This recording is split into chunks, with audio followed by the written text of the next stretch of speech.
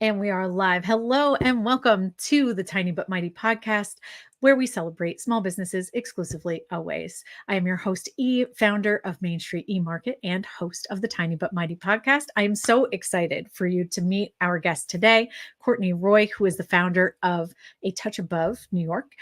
She prior to starting this business had worked at a couple of different businesses and noticed a pattern that seemed like some not great leadership and culture started to create some issues for employees, including herself.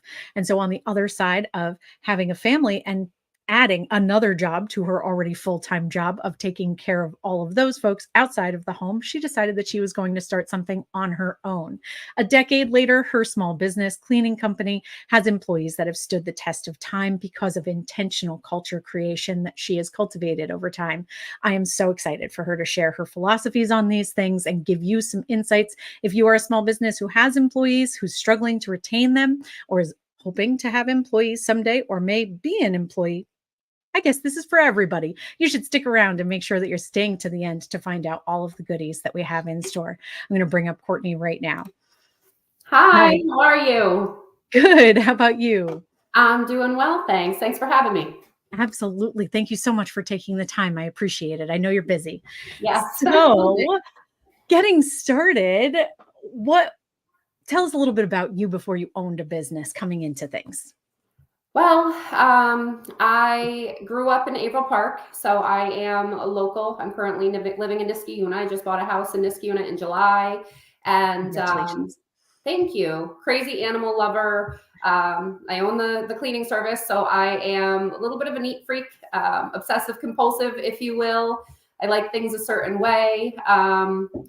Very outdoorsy. I love to be outside. I love to stay busy. I don't like to have idle time. So I run myself into the ground on a regular basis, projects and different things. And I don't have much in the way of local family, but I've created a great network of people for myself. So yeah. That is awesome. Awesome. And the animal lover piece was very evident in one of the posts on Instagram. I saw some interesting pets, not just your traditional dog cat, right? Yes. Yep. A little bit of everything. I myself have 3 dogs, a cat, and my girls have 2 guinea pigs.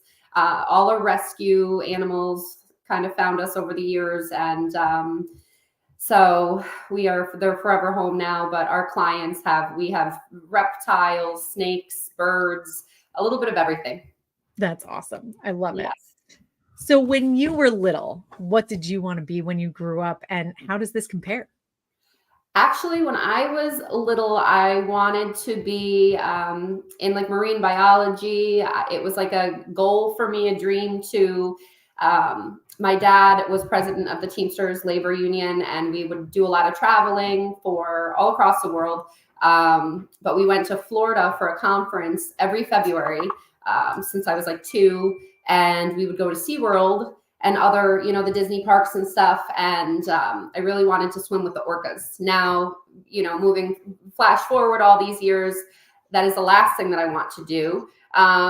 So, for obvious reasons with all the controversy there. So, I still love the animals. And I just got back from a trip where we went to Georgia Aquarium, and it really made me feel that all over again. So definitely like that marine biology, something with animals, marine life.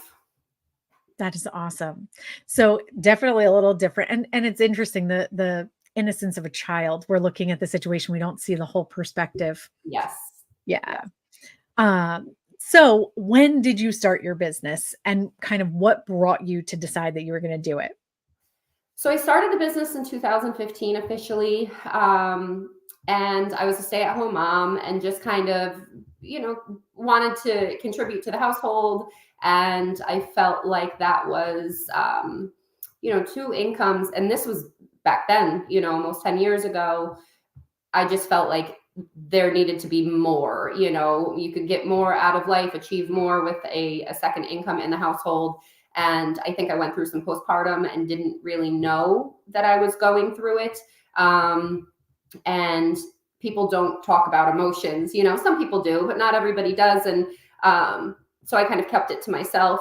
But I think that, getting out, I put up several pull tab flyers that I made. I wish that I was prepared to show you because they were funny, just like a little stick figure person. And I think it said Courtney's Cleaning or something. And it had, some pull tab, like the name and number at the bottom. And I only put up a handful of them. I want to say on Carmen Road in like the Guilderland area. And at that point, I was living in Altamont and got a couple of clients. And in fact, one specifically is still a client to this day after That's all this amazing. time, my first ever client, which is cool.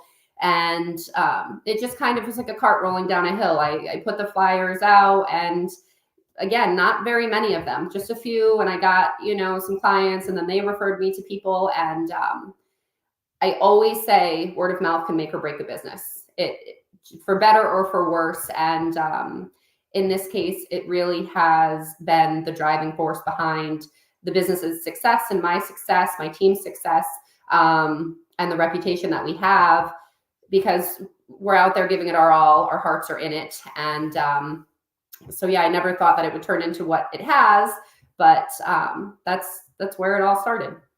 Oh, I love that. And it's a deeply personal thing to invite someone into your home and to see it when it's not at its best. I mean, there's a lot of people that clean before having someone come over Yep. to clean because there's still so much to do, but at the very least, it's not as vulnerable as it Yeah, is to not have tidied up a little bit. absolutely. So, Absolutely. yeah. So, when you started out, did you envision where you are today and how did things change? Not at all.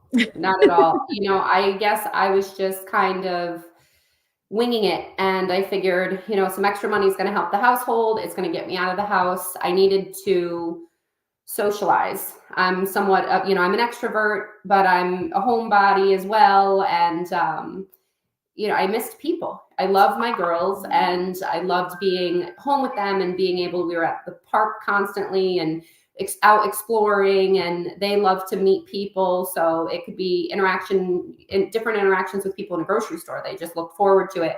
So I wouldn't trade that for anything, but there was a social component that's lacking when you're just home with kids, and it's, kid music and kid cartoons and, all of that. So, to be out, and then that's where that social circle really started to the networking and everything else just over time has evolved so much. So I don't know that I ever envisioned this. I'm glad that it's turned into what it has over time, but that was definitely not the plan. I just kind of was out there looking to make a little bit of extra money, and I didn't realize how great a need there was for it. And it is personal, as you had touched on, in terms of inviting somebody into your home.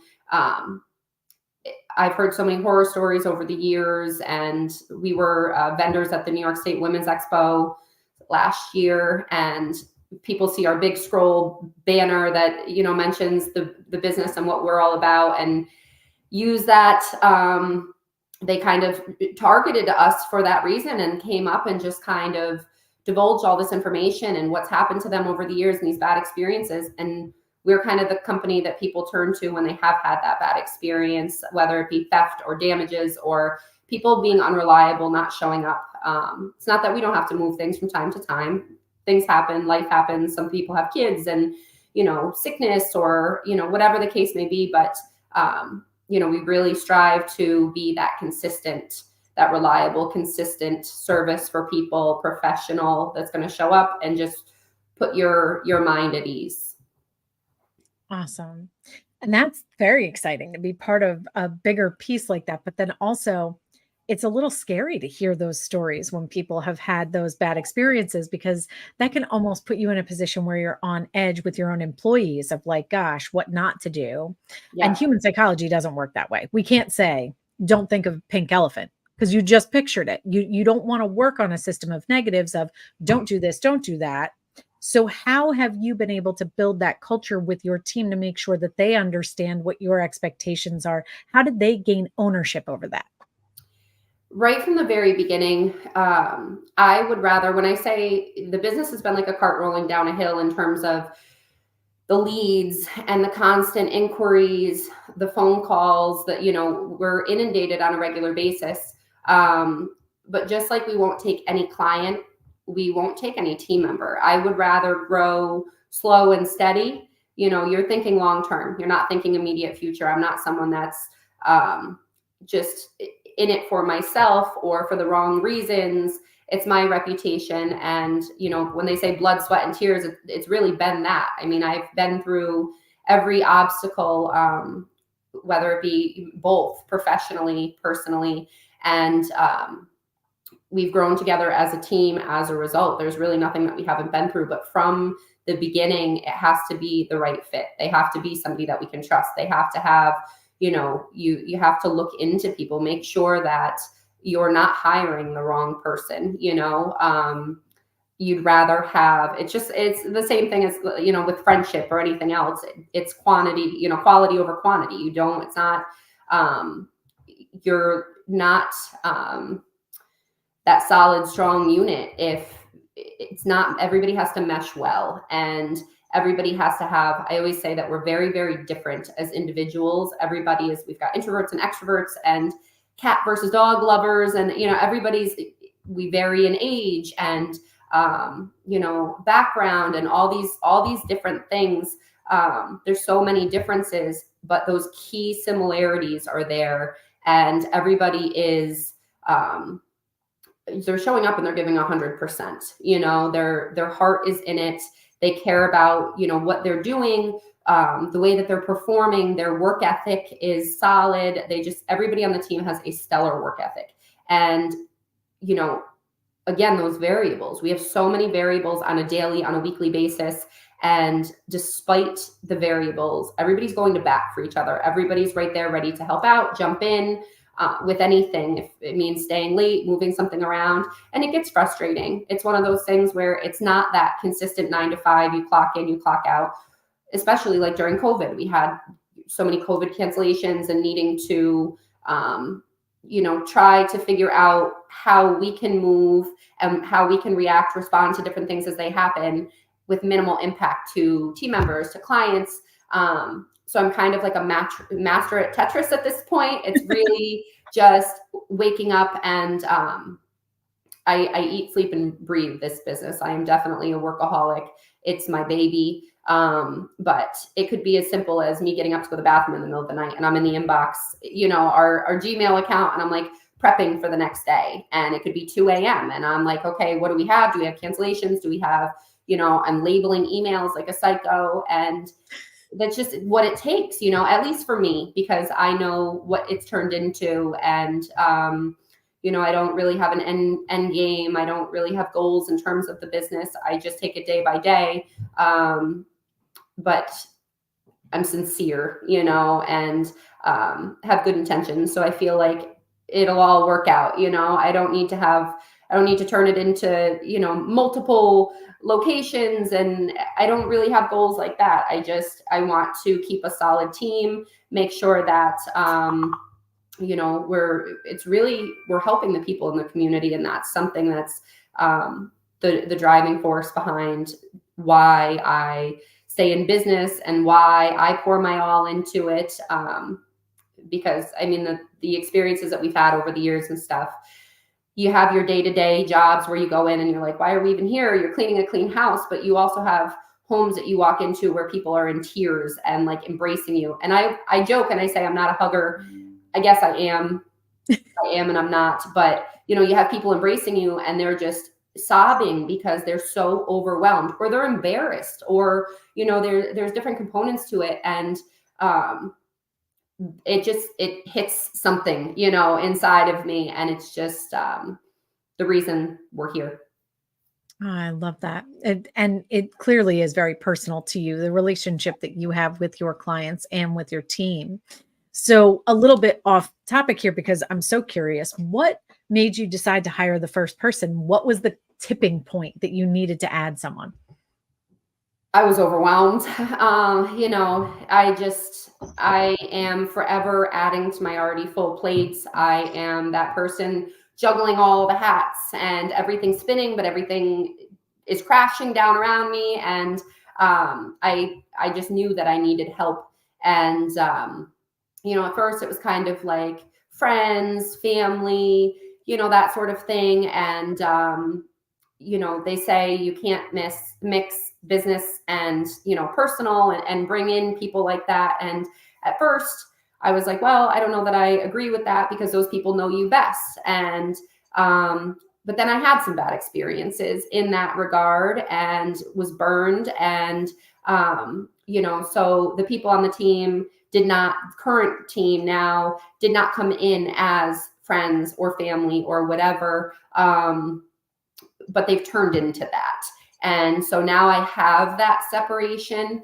But for me, it's really just a matter of, I'm that person that, again, like, I run myself into the ground and I don't know when enough is enough. So I have thrown my back out. I've dealt with major injuries.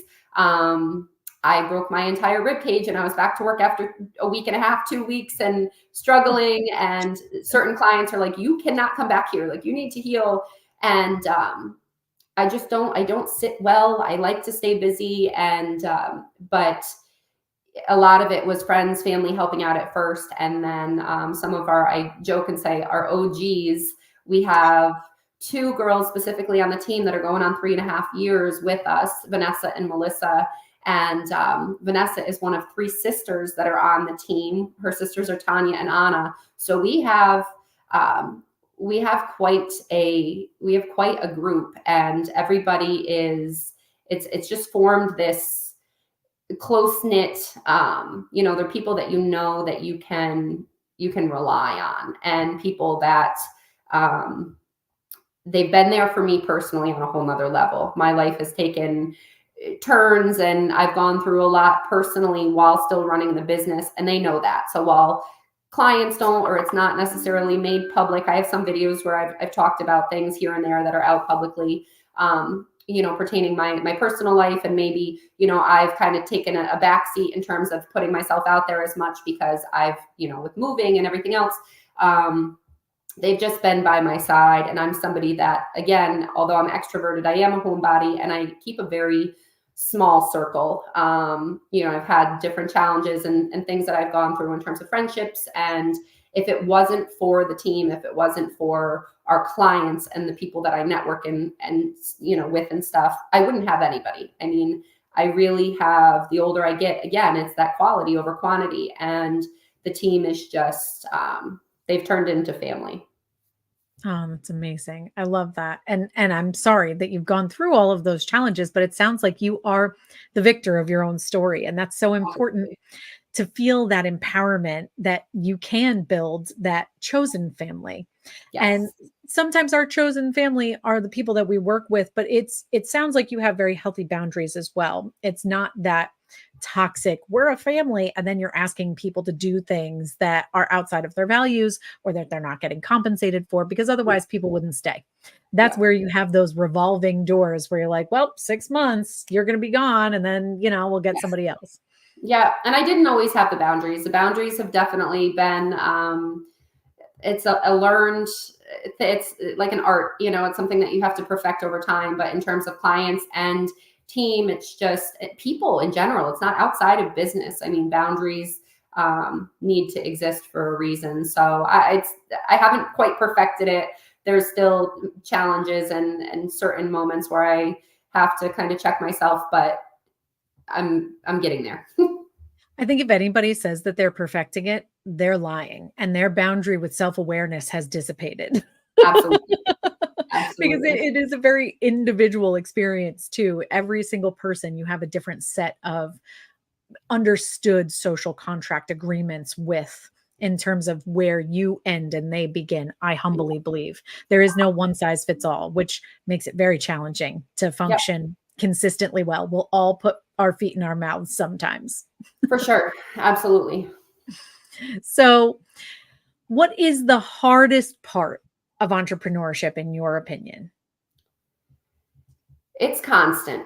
It's not everybody is cut out for it. It is, you know, again, with my life taking the turns that it has, my girls are with me 5, 6 days a week.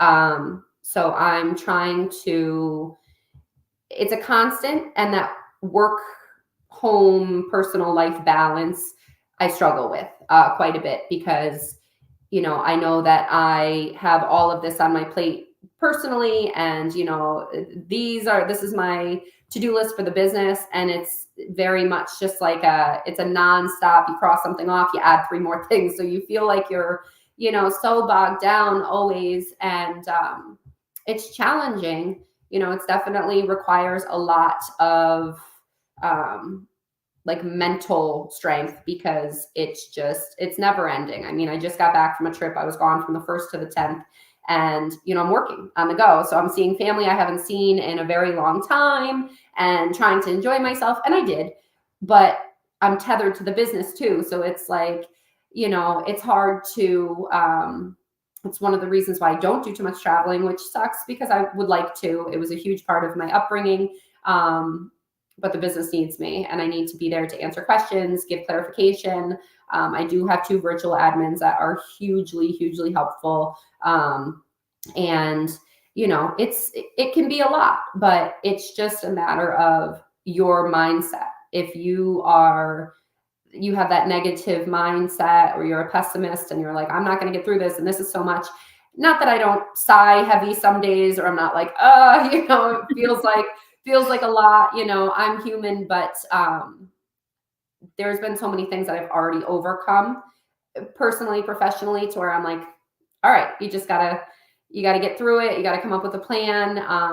And with anything, I try to break it down into smaller, more manageable segments, so it's just a matter of getting through it. It's just another thing, and things are going to keep coming, but I couldn't work for anybody else ever again. I've been doing it for too long. And with the culture and everything else, I know what's out there. I've worked in every industry, and I enjoy what I do. So despite the challenges and, the stress and whatnot, I don't think that I could ever go back.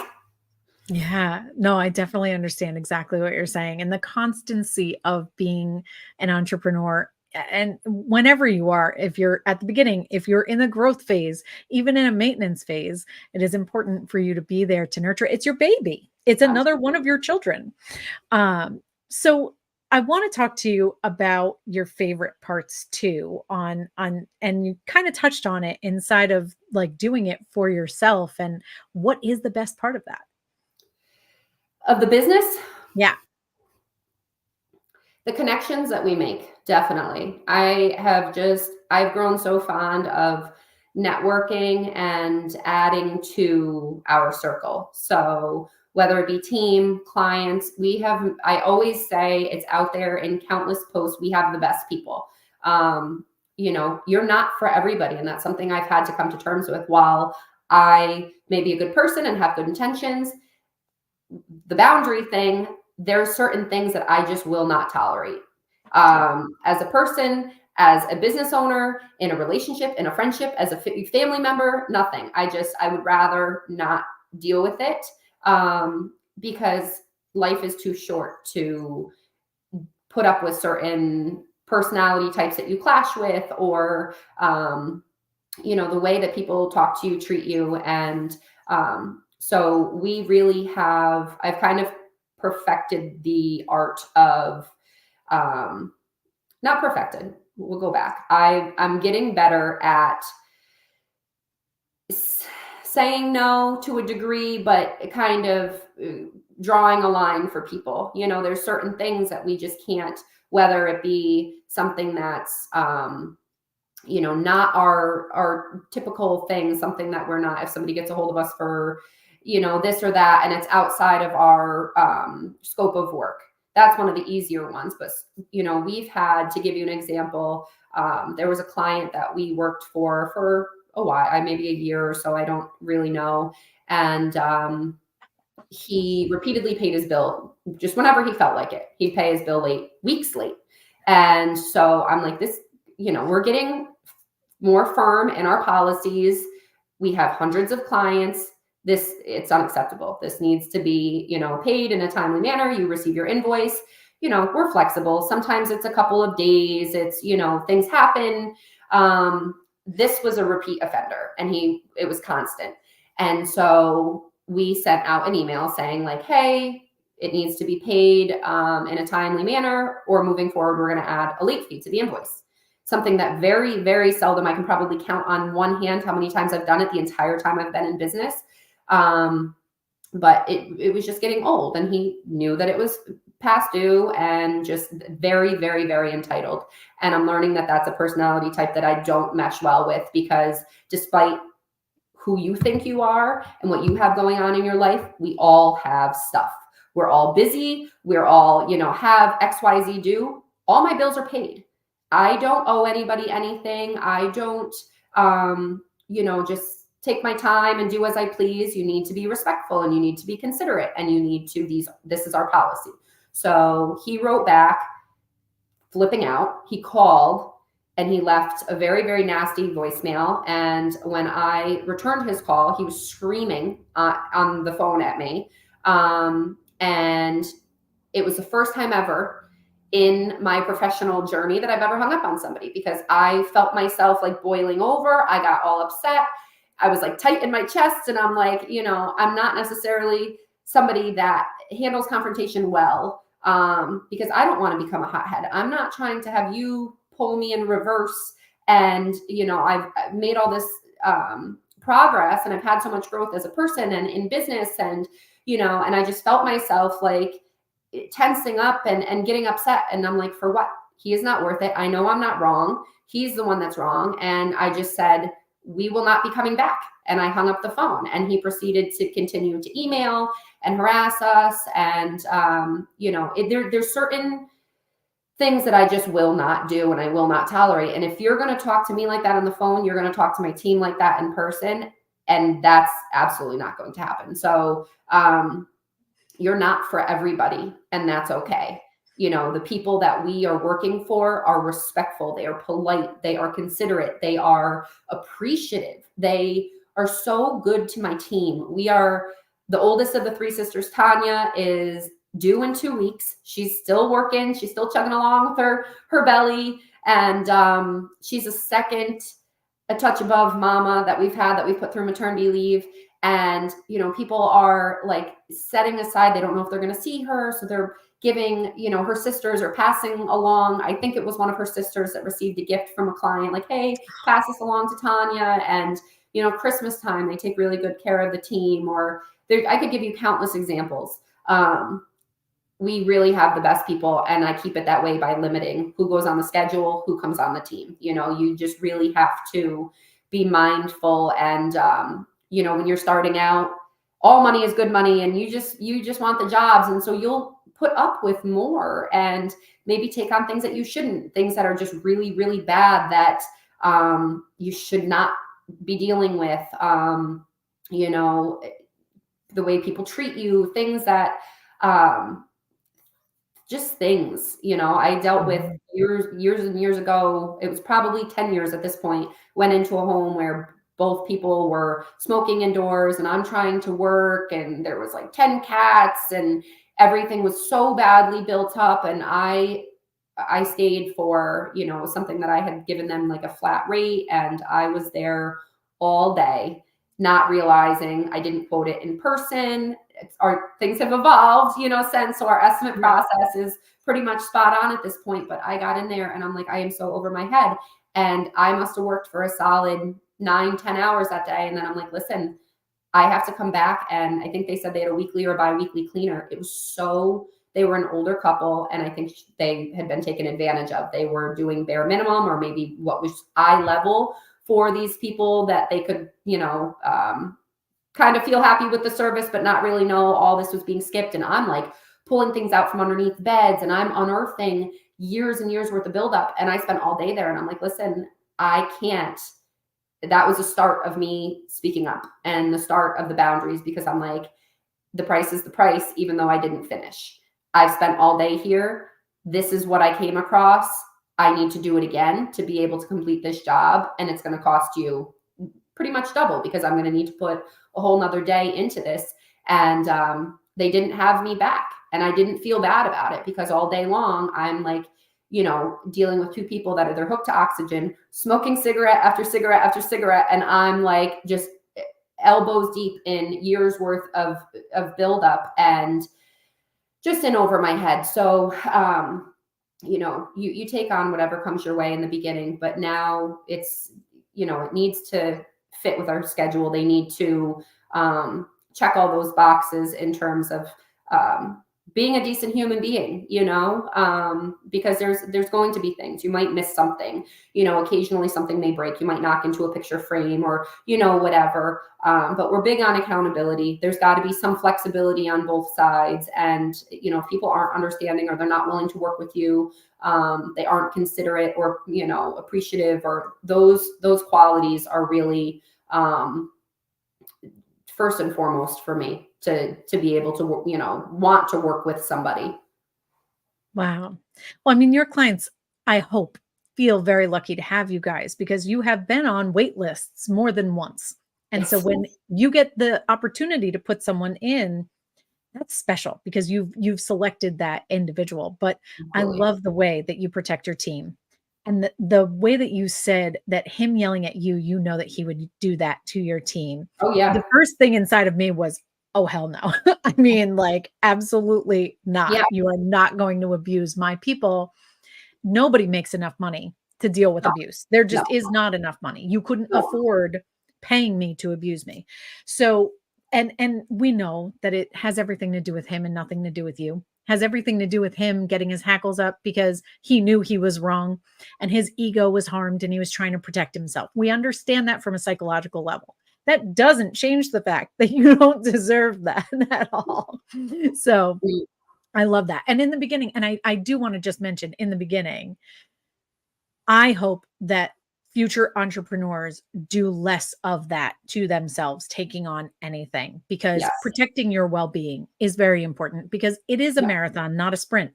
And so Yeah. taking on that terrible job or the abuse or any of those kinds of things, there's 33.3 million small businesses in the United States. So if you're not the one for them, they have options. They can find somebody who would be willing to tolerate low pay or whatever else they're going to hand over. Absolutely. That's awesome. So, are there any causes that you are currently supporting or hope to support as like side missions to your small business endeavors?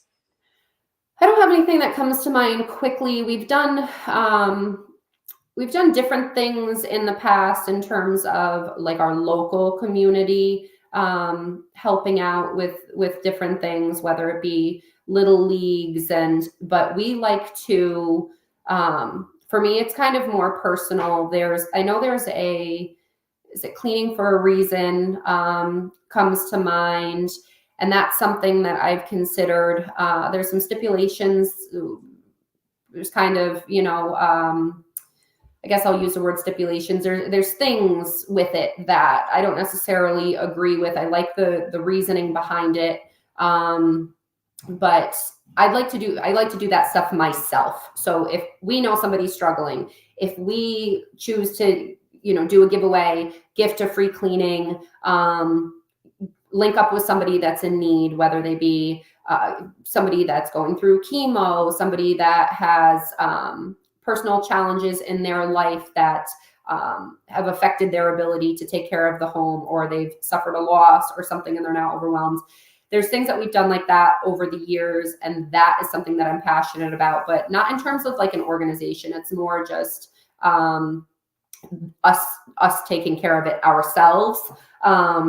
But yeah, that kind of stuff is fun for me. Now that we've moved to Niskayuna, previously I moved from Bern, so there was little leagues and things like that there that we would support. And we've done things in areas that I'm not personally living as well. But yeah, I would say just like taking care of those in need is something that it's more just us taking the initiative on that ourselves. That's really beautiful. I love that. So, in terms of the team and the way that they cover things, I want to make sure that we highlight that. And I do have a question. Are you still hiring? Because I saw a post on your Instagram that you were looking for someone. I'm always hiring. Okay. I stay hiring. Yes.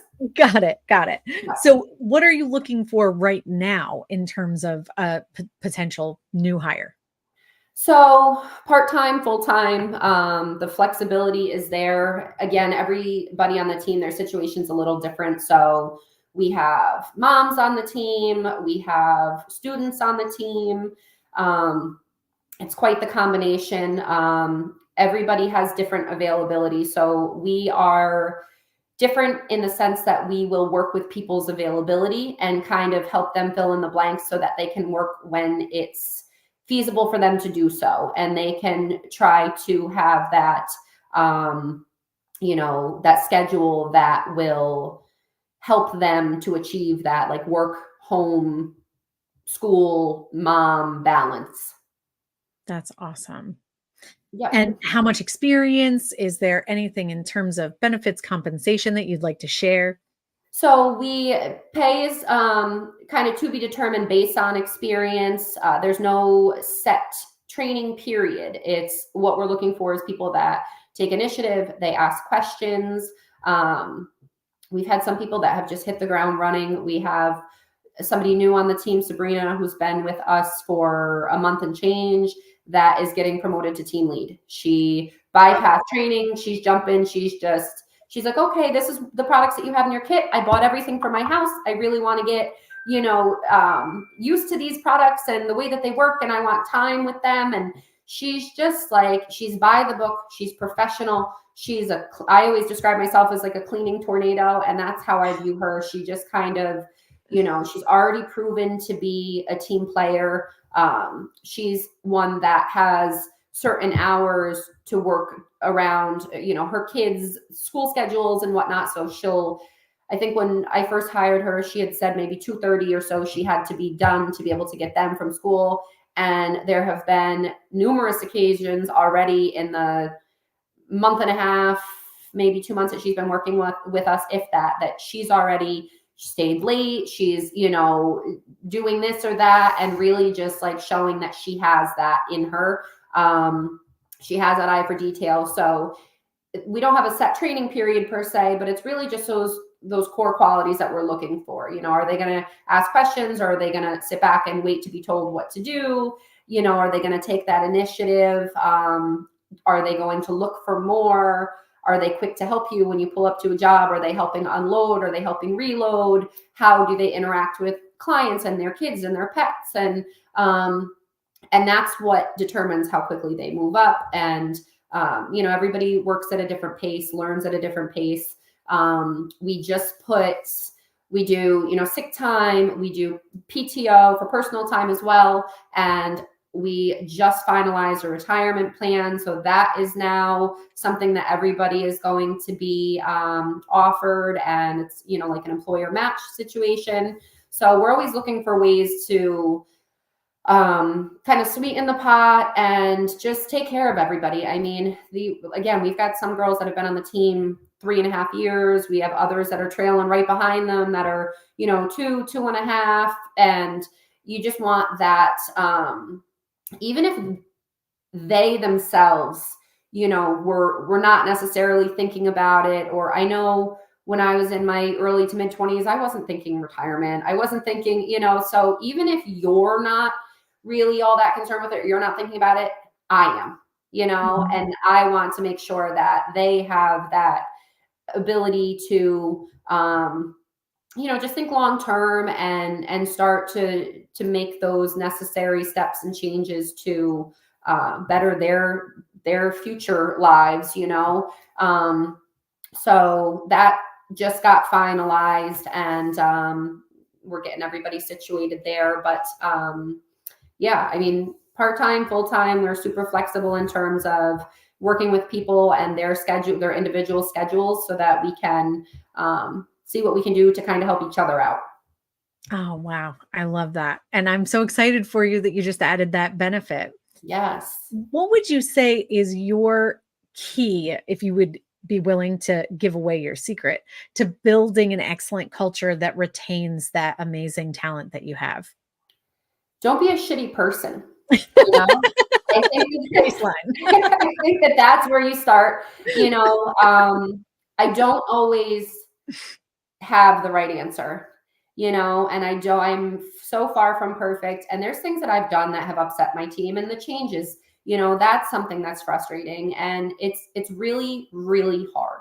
It's hard to navigate everything, you know, from A to Z. I mean, it's a lot, again, with business and personal and everything else. So my core team has been there, and they've seen the business evolve, and they've seen how things have changed over the years. And they've been like, I always use this example in a number of ways, but it's like, I'm like, you know, a train on the tracks, and I start to derail, and they're like, okay, Court, maybe that's not working. And maybe we, you know, do this. Or so there's been a lot of feedback and help. And we've kind of really done what we've done together.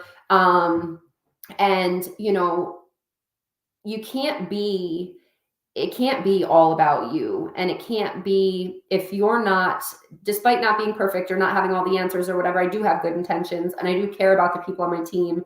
So even if, you know, they might not be happy about this or that, things happen, there's change, there's certain things that are out of my control.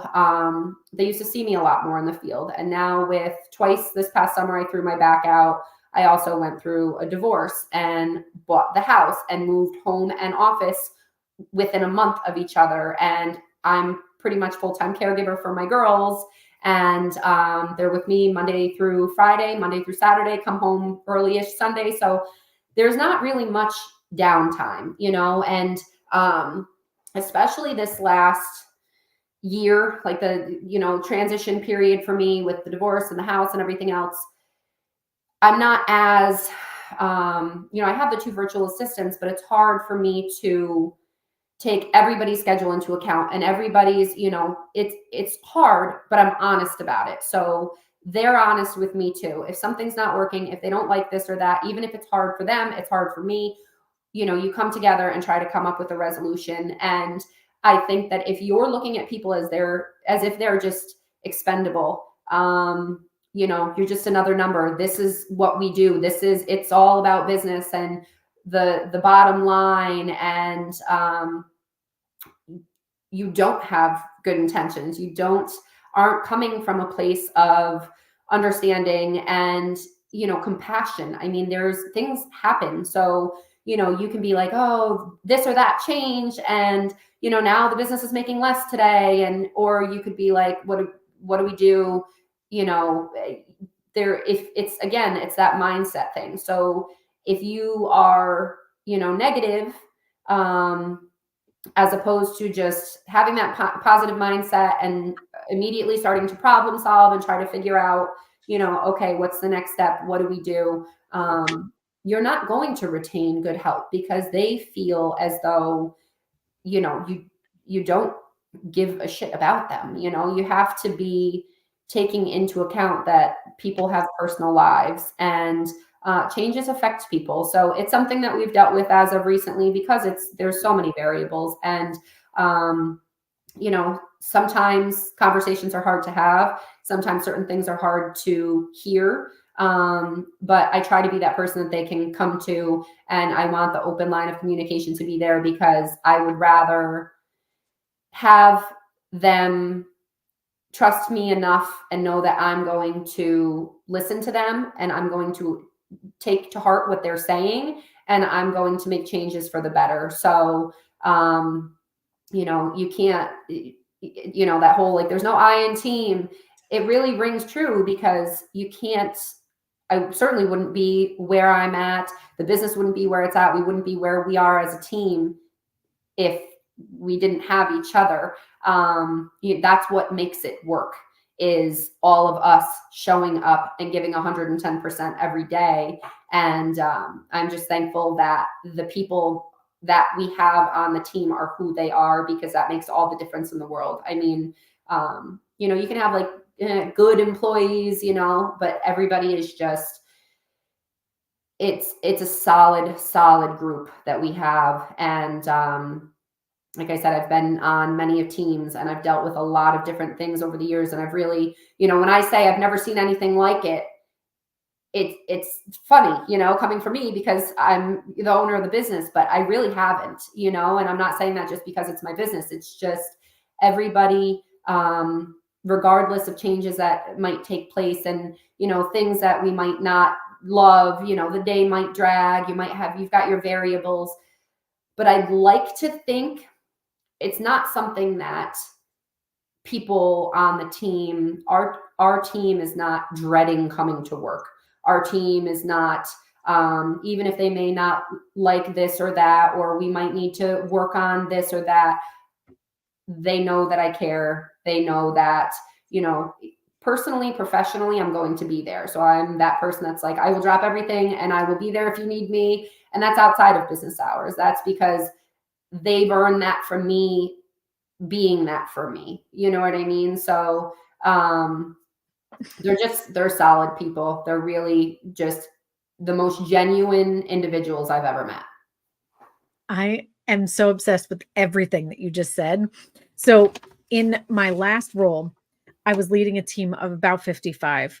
And inside of the 3 years that I was doing it, I dove into leadership and all of these different thought leaders in that industry: Simon Sinek and Brene Brown and Adam Grant, and all of their research, and so many Harvard Business Review articles I can't even explain. What you said just now is like a recap of all of that industry wisdom and guidance. First of all, suck less. Second of all, your team is made of people. And knowing that you're a people and they're a people, and that you're going to be human and humans make mistakes, and you're going to give them grace when they do it. And if they give you that grace when you do it, you're going to always try to do your best, and you're going Absolutely. to listen to them. The fact that you're open to that feedback. And I think really at the core of what you said, your willingness to accept feedback, even when it's hard to hear, just like you said, even when it's hard to hear, you're willing and open to hear them because they're people. And sometimes you're not going to be able to solve it. Sometimes you're going to have to say, gosh, I know that this is tough and I'm really sorry, but we're going to meet this need. But then next time I'm going to take that under advisement and see if I can do something a little bit different, and we can put our heads together. And it sounds like you're willing to have those conversations of, well, I don't have a solution. Anybody else got one? And because you don't have to be the smartest person in the room. And we have this belief that really comes from our patriarchal society in the United States, that the leader should be this God on a pedestal who is omnipotent and never been wrong in his entire life. And it is always almost a his, right? And what you find when you have someone who leads with their heart, who loves their team and loves their business and their client, is exactly what you're talking about, where people treat each other with kindness and care and are willing to deal with things when they have to, knowing that they're not going to be forced into it just because someone doesn't care enough to try and fix it. Yeah. Amazing. I love, love, love it. So, in terms of somebody just starting out a business, what advice would you give them? The beginning is hard. It's all hard. Um, you know, it's okay to not have all the answers, and it's okay to I research and research and research, and I asked a lot of questions and linked up with people, and this whole journey has been about putting people strategically, placing people, the right people in my corner. I am not a numbers person at all. And I probably went through a good 3 or 4 accountants until I linked up with one. And she is very motherly to me. She's another one where I'm derailing and she's like, okay, so no to any of that. Come back over here, and it's hugely helpful for me. My insurance agent, same thing. I can call her and I'm like, hey, what do we do about this? What do we, she's just amazing. They both are. And now I've linked up with someone else who's like a financial planner, wealth management type of person. and he's great too. You know, I've got good people and they all like to network, and you know, but it's, in terms of advice I'd give someone, a lot of people tap out in the very beginning because you don't realize that, like, the business doesn't work if you don't work. Unfortunately, that quote is the reason I run myself into the ground, because I'm like, you know, it's not going to work if I don't work. And I use that as like a, you know, an excuse to just be working around the clock. But for me, I'd rather work than have a personal life almost. And I know that's crazy, but my business is, I love to work, and I, again, like to stay busy. And I like to see what other people we can connect with and what else we can do and what other moves we can make. And, you know, there's been a lot of, challenges. And so I think, you know, my advice would be kind of mixed. It would be, you know, that you got to kind of just tough it out, and you got to get through it, and kind of, you know, if you have that work ethic, if you have it in you, you hit the ground running and you don't stop, you know. And it's whatever you face. It's not just you come up against something and you throw your hands up in the air and I don't know what to do.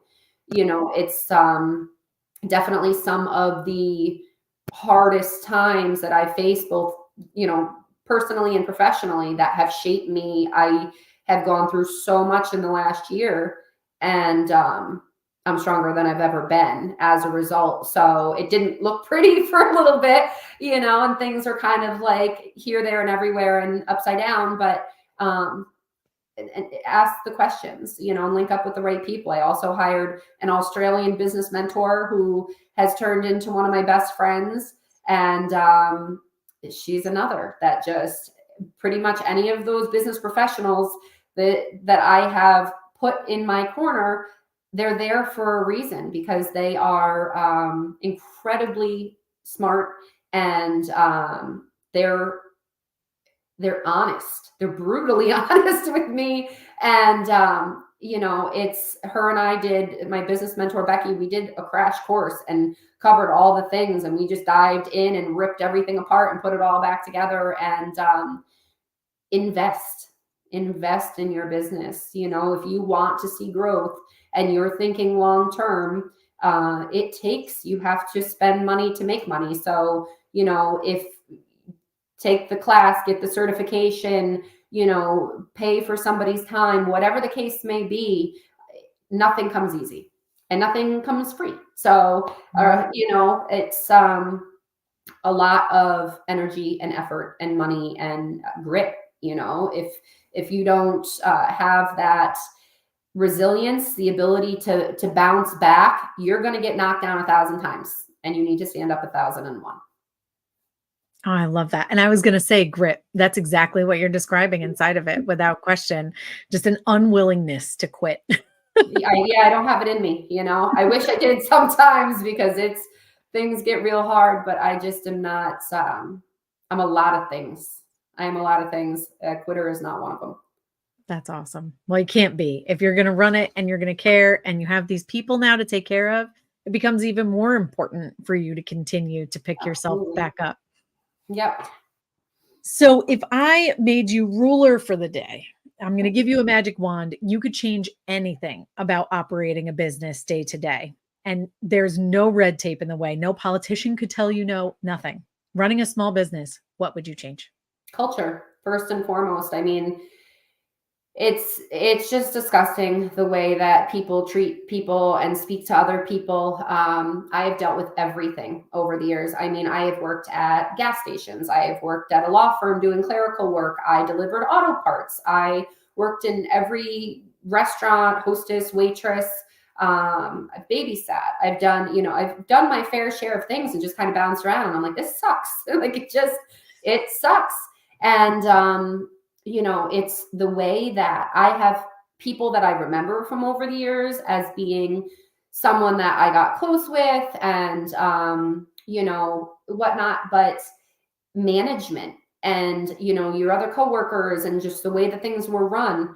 Again, we're not perfect and there's things, but we're kind to each other. And there's just those basic things, basic human rights, like being empathetic and showing people compassion and understanding and flexibility and listening to people, those are standard. So like they come complimentary, but um, I have been sexually harassed. I have been verbally harassed. I had someone try to put their hand like on my wrist and kind of drag me to the bathroom to wash my hands because my dogs had came to visit me at work and I pet them and was planning on going to the bathroom to wash my hands. I was working at a gas station where everything is dirty, and Right. someone grabbed me by the wrist to try to drag me to the bathroom. And you name it, I have dealt with it over the years. I had a long time ago a boss that went in the bathroom and did cocaine, and you name it. I have seen it. I have been around it. And I'm just like, this can't be, if this is a workforce, it sucks, and I just think that people, I feel like it takes so much energy to be the other way. It just seems like it would be easier for people to listen. And I get it because, when you're being understanding and you're listening and you have that flexibility, there's work involved, if you're working with all these people's schedules, if you're, taking in the feedback to account, and then you have to then take that feedback and you need to make changes, there's legwork. But I can't imagine the alternative. I mean, I had a job years ago where somebody that I am still friends with to this day, she's older than I am, but we work together. And she witnessed management talking to me, treating me in a not so great way, and stepped in for me because I was very young. And for her, it was second nature. She just saw what was going on, and the woman was kind of, being nasty to me and, yelling or using a raised voice or whatever. And she intervened. She was right there and had my back, and I won't forget it. Because in that moment, it's like I felt like I couldn't stand up for myself, and that's my, she's my boss, and there's so many things that happen, and people are just treated so poorly, like less than human. And I just don't agree with it, and I don't think that it needs to be that way. I think that people would, we've dealt with staffing shortages, and it's hard to find people, and then maybe you're just kind of coasting, you're not necessarily growing, you're maintaining what you have, because I'd rather, again, grow slowly than too quickly. And, you hire all these people, but they're not a good fit, or they're not somebody you can trust. And then things happen, and so I would rather it's that long-term, you're thinking about the future. You're not thinking about the here and now. And I think that's the mistake that people make is, I know that businesses need team members I hate saying staff, I hate saying employees. It's just not, it's so hard for me because to me, it feels demeaning, Yeah. but you need a team to survive and to keep your doors open. And I get that. But I don't think that people look within. I think when they're struggling to find, people to add to the team, you hire whoever, and then, they're not maybe necessarily somebody you should have hired, and then things happen, and then you're some type of way with them. And it's just kind of like this revolving door. And I think that there needs to be, that's why I jokingly said to you last time we spoke that, like, I really probably will end up writing a book on it or something, because I just feel like there is so much room for change and growth in terms of the workforce, because you can make the necessary changes, and you won't have a hard time. Even if there's a staffing shortage, you won't have a hard time. There's still how many people in the world, how many people in the capital district? You can't tell me you can't find people, but you need to look at how you're doing things, how you're treating people, what your pay is, what the benefits are. Do you have you created a place where people want to work, or they, not to say look forward to working, because even the best of job, I don't know necessarily who does look forward to working, but like, people shouldn't dread. There were jobs that I showed up to for a paycheck that I dreaded going. I didn't enjoy it because of the treatment. And I think that there's so much potential there for change all across. It's all industries. I've just seen not only treatment, myself, I've witnessed things. When my one daughter was super small, we went into Price Chopper and we're grocery shopping and find a mitten. And we bring it up to the customer service desk, and I can't speak to anybody because there's a woman screaming she looked like she was a teenager, very, very young, behind the counter. And there's customers just standing around watching this. There's other, Price Chopper staff standing around, or Market 32, I don't know what it was back then, but standing around watching it.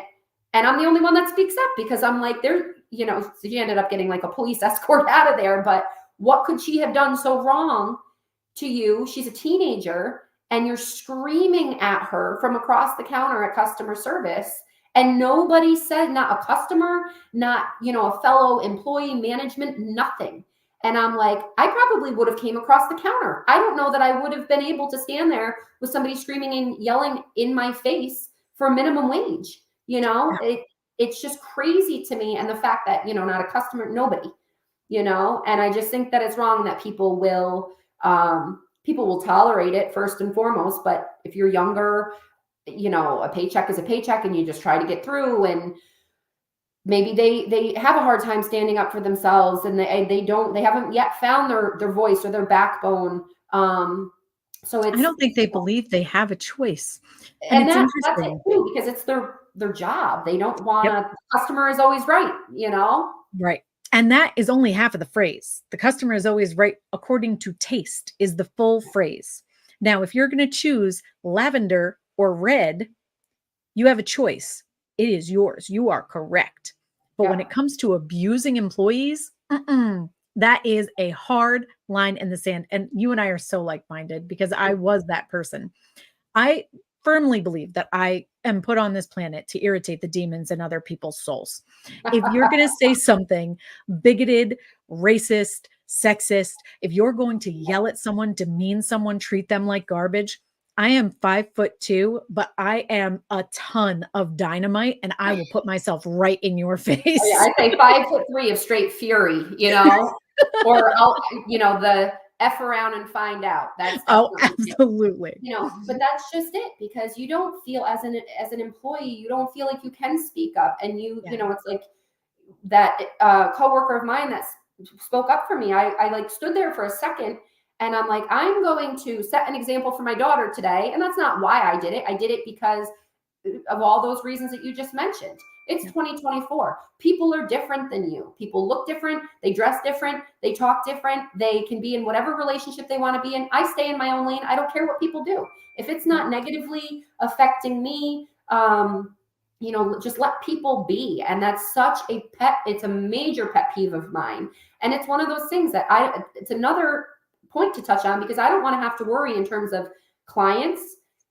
I don't want to send, if I have someone on my team that, is this ethnicity or has this background, or, they love this person and they're the same gender as them, or like hell, you're going to say something to them, or you're going to treat them some type of way. So that's where I'm coming from. And I don't care who agrees, or I don't care, because I'm just a good person. And I feel people need to be, respected regardless, so it's just one of those things for me that will never change.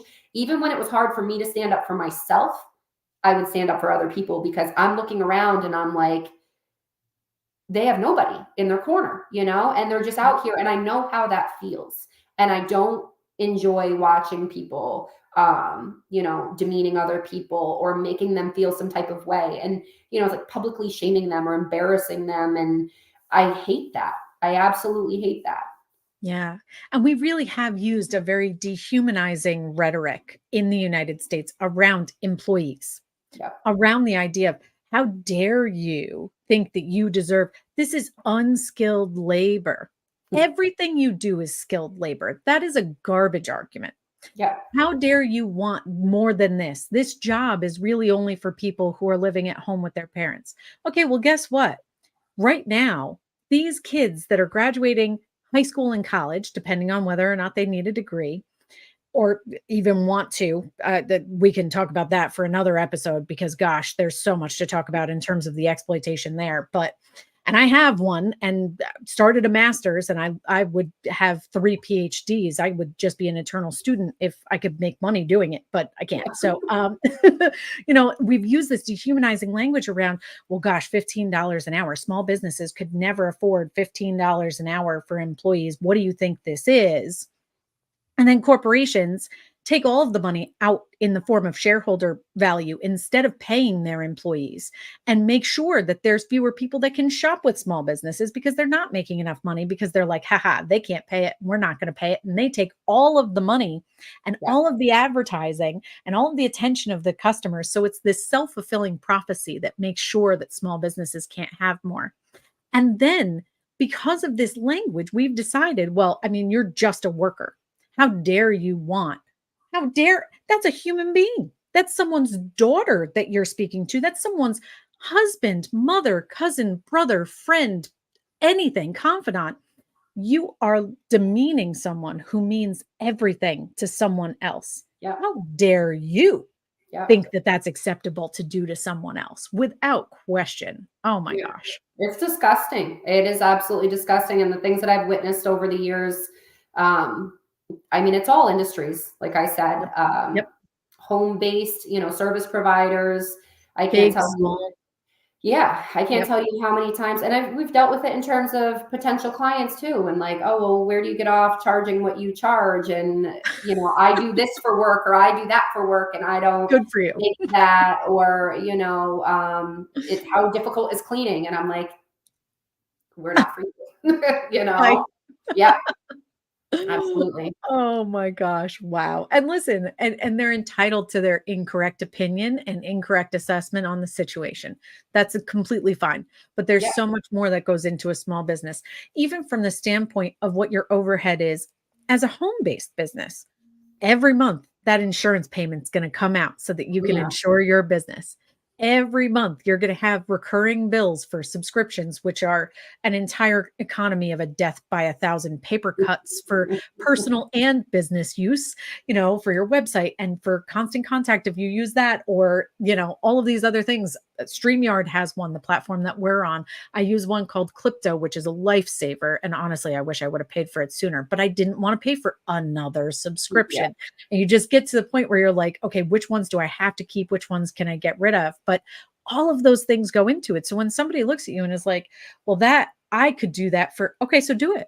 Go yeah, ahead and take care of that. But if you want me to be doing it because of the overhead, because of the things that I have to take care of, this is what my time costs. This is the value of the time of the business, because you're not just talking about the time of the person that's sitting there, but all of the other people on the back end that made that situation possible and yeah, schedulable and amenable to the changes that that person requests. So, yeah, absolutely. and it's okay when people do that because it helps you to know who they are before you get into the relationship, which is beautiful. Yes. And that's huge because I'm getting better about both personally and professionally recognizing red flags earlier on.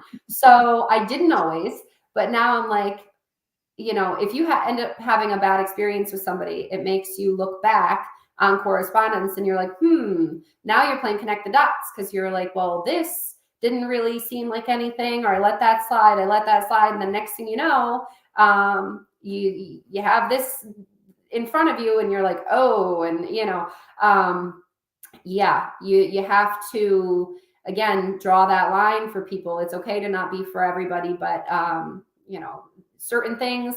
I'm big on that, like intuition, your gut instinct, and it's very, very seldomly wrong. Mhm. So pick up on those red flags. Those are all those little hints trying to steer you the other direction. Yep. And it's so hard because you want to say, oh gosh, that's it couldn't possibly be, and you want to Yeah, believe in the goodness of every single person, which is still possible while noticing the red flags a little earlier. absolutely.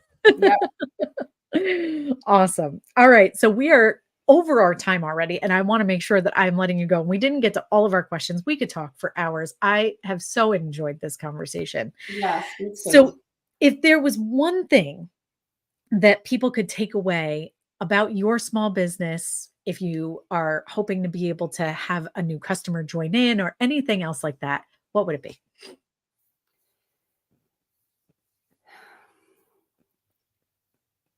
There's a lot. There's a lot of providers. There's so many people that you could reach out to. There's solo cleaners that come in at different price points. Do your research. Make sure that you're linking up. You may not be a good fit for me. You may not be a good fit for this one or that one. Um, you know, but everybody's coming from a different place. Those people that are just starting out that might take on whatever, people that they aim to make this much a day or this much a week. They are only doing it by themselves. Every situation is different. Every service is different. You have to find the right fit for you, whether it be us or someone else, but do your research. You want to make sure that the person that you are bringing into your home is going to treat your home and your possessions and your family and everything as a whole as if it was their own. You don't need somebody that you have to worry about rifling through your things if you're not there. You don't need to worry about having to look over their shoulder and what they're doing. And your home is your sanctuary. It is where you lay your head to rest at the end of a crazy week or day or whatever. And it's just one of those things that if you do a little legwork up front, cheaper is not always better. And that's obviously all across the board. Something that kind of resonates with a whole lot of people for a whole lot of reasons, but you do get what you pay for, as everyone always says. And so if budget is what is most important and you really need to stick to, a certain number or whatever, really, really, really do your research. You might get a lot of bang for your buck and luck out and link up with the right person, or you might have a really, really bad experience. Insurance is something that I'm going to touch on because of that women's expo and the horror stories that I heard. One woman in particular told me that she had people working for her that did not have insurance, and she needed to put carpeting in a good portion of her upstairs. A bucket containing bleach or something dropped, ricocheted, it went everywhere. So, I mean, this was a carpeted area that was, wall to wall. So ran down, a hallway and down the stairs and into bedrooms. And she had a good portion of it needed to be replaced. And it's not just her. There have been a lot of instances where I've heard over the years where monumental damage has been done, and these people do not have the insurance to cover it. So knock on wood, after all these years of being very heavily insured, we've never needed to use it. We have never submitted an insurance claim. Something breaks here or there, 10, 20 bucks. Like, we've had little things happen over the years. Yes. And it's unfortunate, but you offer to replace, you try to find, a match or offer a discount. Let us know if you come across something and we'll reimburse you for it, whatever the client would prefer. But, the insurance is so important. You might think you're saving money up front, but then if something major happens and you need to replace an appliance, you need to replace a fixture, you need countertops, flooring, whatever the case may be, you're good luck getting the work done by the person, having them pay for it, because the insurance is so, so, so important. And it's just that protection that needs to be there. And that's just my experience and the things that I've heard and witnessed over the years. You'll save the money initially, but if it costs you thousands of dollars as a result because something goes wrong, it's just one of those things that you need to take into consideration. Wow, I love that. It reminds me of the Affleck commercial that had Yogi Berra on it. If you don't have it, that's why you need it. Yes. Yeah. So, and really that's from a consumer standpoint, and also really good advice for small businesses as they're starting out. From a consumer standpoint, if you're asking somebody to come into your home and you haven't checked that they have proof of that insurance, that is a liability for you too, to have Oh, them coming absolutely. into your home. And Yeah. your homeowner's insurance may or may not be willing to cover something when you have someone coming in, because their expectation is that that company is insured. And Yeah. same thing for that small business. You gotta cover yourself and your team, and make sure that you can take care of your customers in that way. Because gosh, most people cannot deal with an extra $500 bill, let alone thousands of dollars at Yeah. an instant. So, And um, accidents are inevitable. Things are going to happen. We're human.